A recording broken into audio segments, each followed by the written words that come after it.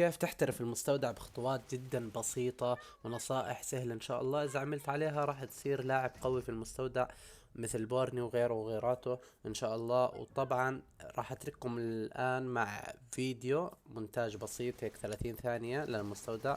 بتمنى تقيموني، ولازم لازم يا اخوان تكملوا النصائح للاخر عشان تستفيدوا منهم. وبترككم مع المقطع.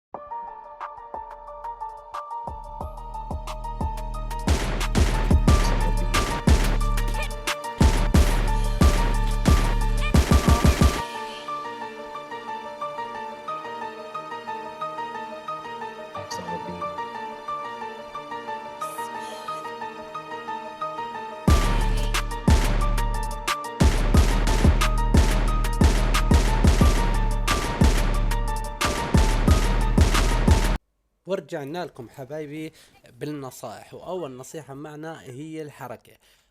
الحركة، شو هي الحركة؟ كل ما تحركت في المستودع يا اخوان، كل ما تحركت اكثر كل ما صار صعب يصيدك اللي قدامك. يعني واحد قدامك تحركت قدامه حركة غريبة، حركة صعبة التوقع، حركة قوية الدوج، زحلقة، اي اشي، حركة صعب التوقع، راح يصير ايمو يضيع عليك. يعني طخ عليك طلقتين والباقي ولا طلقة يصيدك فيها. زي ما انتم شايفين الحركة كثير كويسة، راح تضيع ايم خصمك. يعني من زحلقة، من حركة الدوج، مشي صعب تكون. طبعا بالتلفونات هي الدوج سهل شوي، اسهل من المحاكي. المحاكي عندنا شوي بطيئة، زي ما انتم شايفين انا شوي بسويها على البطيء لانه محاكي صعب. اما على التلفون والايباد راح تكون جدا سريعة، مش زي المحاكي. وطبعا هاي الحركة كثير كثير بتفيدك. ونيجي للنصيحة الثانية. النصيحة الثانية بتقول اضرب فري فاير. كيف يعني فري فاير؟ انت مش فاهم شو يعني فري فاير. الفري فاير عبارة انه انت شايف الخصم من بعيد وهو ماخذ قفر او بمنطقة ثانية، انت متوقع انه الخصم يطلع من هاي الجهة، فلازم تضرب على هاي الجهة، تظلك تضرب لما يجي يطلع هو من هاي الجهة، راح يتدمج ويوقع معك بسرعة بدون ما ينتبه. حتى هو بصير يحكي إيه كيف وقعني بسرعة كيف. هاي ضربة الفري فاير، انك تتوقع الخصم من وين راح يطلع قبل ما يطلع من مكانه، تكون ضارب. هيك بسموها فري فاير. وثالث نصيحة معنا يا اخوان البيك السريع. كيف يعني البيك السريع راح تسألني؟